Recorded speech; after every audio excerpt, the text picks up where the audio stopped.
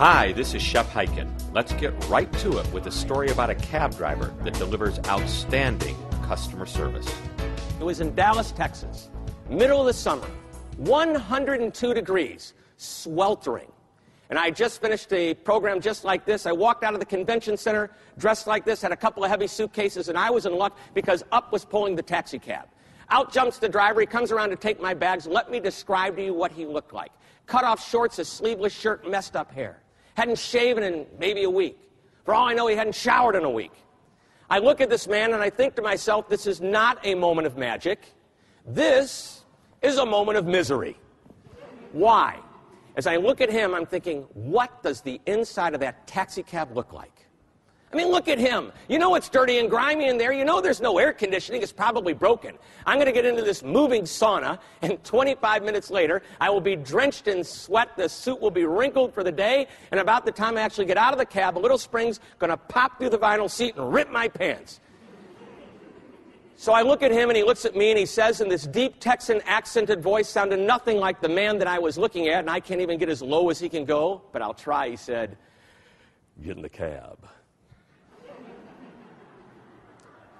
It's nice and cool inside the cab. I'll take care of the bags." And he smiled. It didn't look right. Sure didn't sound right. I look behind the cab to see if there's a ventriloquist.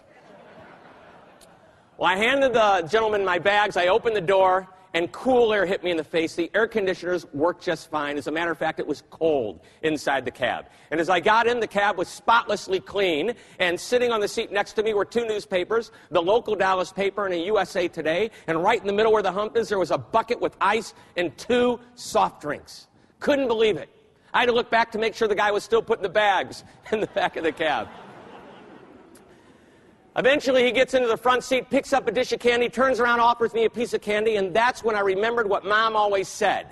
Don't ever take candy from strangers. This was different. I took the candy, and I asked the guy, "Is this your cab, or are you like borrowing it for the day?" And he answered me. He said, and I won't get as low as he can go, he said, "This is my cab, and you make yourself at home. The newspapers are yours to take with you at the end of the trip, no extra charge. The sodas are yours to drink, compliments of me. Have as much candy as you'd like, and by the way, it's a $22 flat rate, which is the same rate that any honest cab driver would charge you from downtown out to the airport. Sit back, relax, and enjoy the ride." And I thought, wow, this guy's good. We get onto the highway. He asked me a question no cab driver has ever asked me before. "Are you in a hurry? Is it okay if I do the speed limit?" Well, by that time, I was reading a newspaper, drinking a soda. I said, "Take your time." Then we start to talk to one another. He asked me questions like, "Where are you from? What do you do for a living?" We start to converse. And then he asked me if I'd ever seen the famous fountain at Las Colinas. I said, "I'm not sure."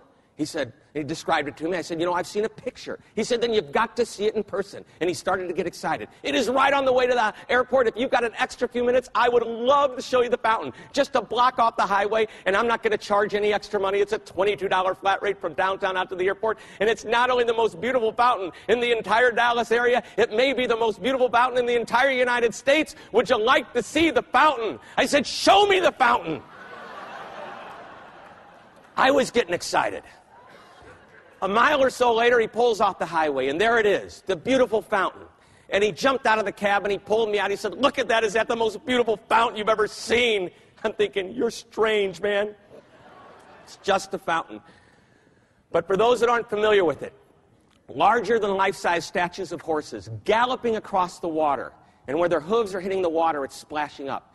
And I swear, as you look at these horses, these statues, you can sense energy and motion. And if you didn't see the big buildings behind this fountain, you'd swear you were looking out on the prairie at horses running across the water. And he goes on and on about it. We're back in the cab. We're on our way back to the airport. And he asked me for a business card because he collects the cards of the people he works for. And we exchanged cards. And he said, "The next time you come back to Dallas, you call me. You let me know what time, what flight, what airline." He says, "I will be there. I won't charge you any extra money. It's a $22 flat rate. But I will treat you like a limousine driver. I will park the cab outside. I will walk inside. And when you go over to get your bags, I will be standing there with open arms, ready to help you out." He said, "Don't worry, you'll recognize me." So we get to the airport, it's $22, he gets a huge tip. And I love telling this story because it started out to be what? A moment of misery, very good, but it quickly turned into a moment of magic. Because with the exception of the first impression, he not only managed the moments of truth along the way, he created some moments of magic as well. He had the sodas, he had the newspapers, he had the candy, and that little trip to see the fountain. I mean, I couldn't wait to see what we were going to do the next time I came back to Dallas. You know, shopping at the new mall. Well, I can go on and on about Frank, but I'm going to tell you that's not the best part of the story.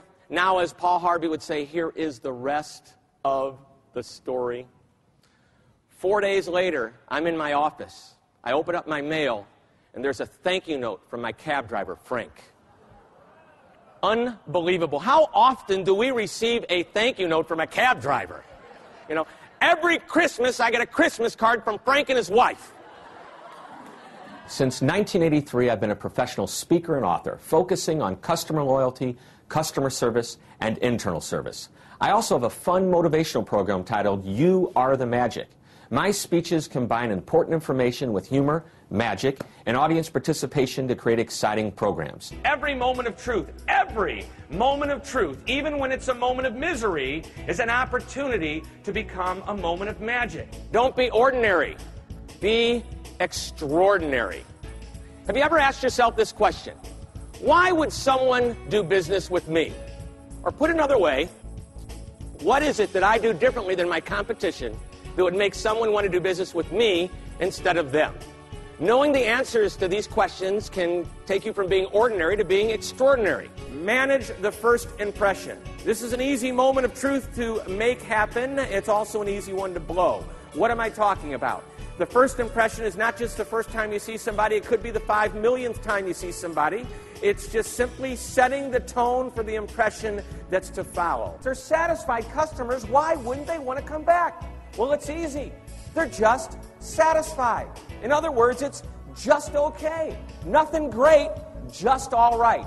And our customers, given the opportunity to do business with someplace that's better than just okay, they're going to do it. Here is a lesson in communication. Listen to this, folks. People say one thing, they mean something else, which means you might misunderstand them. Which means in order to understand them, you need to ask extra questions. You can't just hear, you need to listen. Under promise, over deliver. If you want to exceed your customers' expectations, if you want to make moments of magic, if you're in this game to play and win, you must exceed their expectations, set an expectation, and then over deliver. Under promise, over deliver. It's easy to create a moment of magic when things are going great. It's when it's not going well. Well, that's when you have a real opportunity to shine. Remember this, every moment of truth, even if it's a moment of misery, is an opportunity to create a moment of magic. You can tell I love what I do. My objective is to give the audience information they can use immediately. And at the same time, I want to keep them entertained. This final video clip shows how I use entertainment, magic, and audience participation to close one of my speeches. I'd like to do one more final moment of magic for you, kind of get you laughing again, get you excited. This is one of my very favorites because this is where I give you, the entire audience, a chance to win $1,000 instant cash, compliments of MDRT. What I need to do is need to borrow somebody. I thought, who better to borrow if we're going to give away money to everybody but the president of this fine organization. Reggie, would you please step up to the stairs here and let's give him another hand. He's been terrific.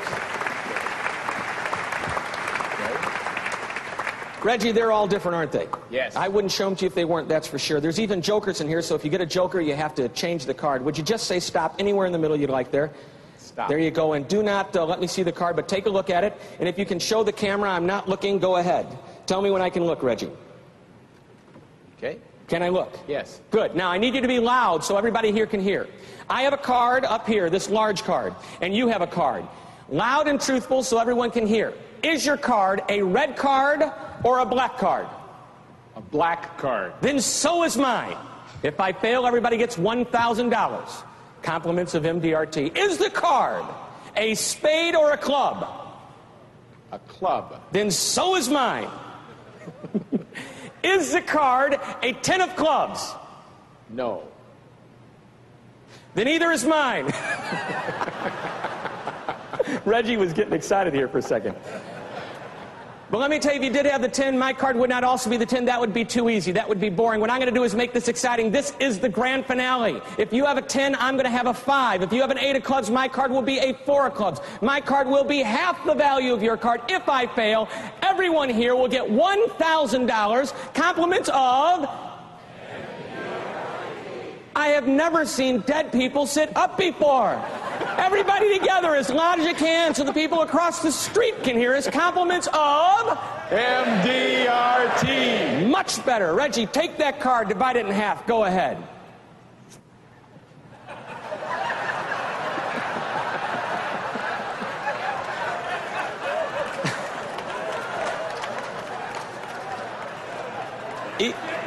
I don't believe this.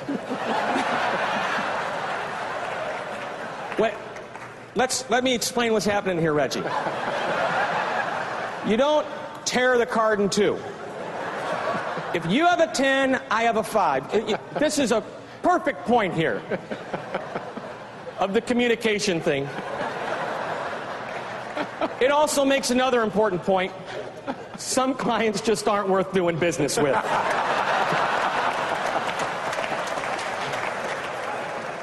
But you are worth it. If you have a 10 out of a 5, you have an 8 out of 4, let's do it this way. Just take the number of your card, divide it in half, and tell everybody here, what should I have in my hand?